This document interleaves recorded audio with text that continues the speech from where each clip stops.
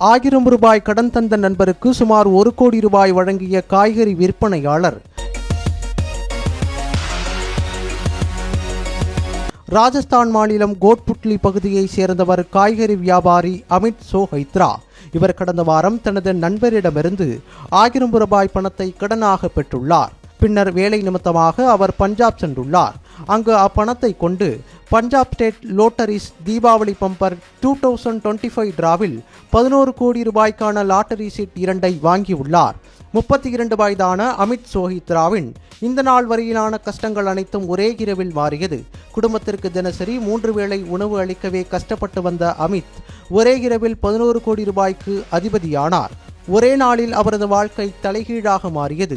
அவர் வாங்கிய 500 ரூபாய் மதிப்பிலான 2 லாட்டரி சீட்டுகளில் ஒன்றில் 11 கோடி ரூபாய் விழுந்தது. ஆனால் அவரது மற்றொரு லாட்டரி சீட்டுக்கும் 1000 ரூபாய் பரிசு விழுந்துள்ளது. கொஞ்ச நெஞ்ச அதிர்ஷ்டமும் பிசிறு தட்டாமல் அமித்துக்கு பணத்தை அள்ளி வழங்கியுள்ளது. அதனையடுத்து பணத்தை பெற்றுக்கொள்வதற்காக அமித் தனது ஆதாரங்களை அரசிடம் ஒப்படைத்துள்ளார். பின்னர் செய்தியாளர்கள் அவரை பேட்டி எடுத்தனர். அப்போது அவர், என் வாழ்நாள் கஷ்டங்கள் எல்லாம் பறந்து போயிற்று. இனி என் குடும்பம் கஷ்டப்படாது. எனக்கு வேண்டிய போது 1000 ரூபாய் கடன் தந்து உதவிய நண்பர்களின் மகள்கள் இருவருக்கும் தலா 50 லட்சம் ரூபாய் பணம் தர உள்ளேன் என தெரிவித்தார். தான் 11 கோடி ரூபாய்க்கு அதிபதியாகியும் தனக்கு உதவிய நண்பரை கைவிடாமல் அவருக்கும் பகிர்ந்தளித்த அமித்தின் நல்ல உள்ளத்தை ராஜஸ்தான் மக்கள் பாராட்டி வருகின்றனர்.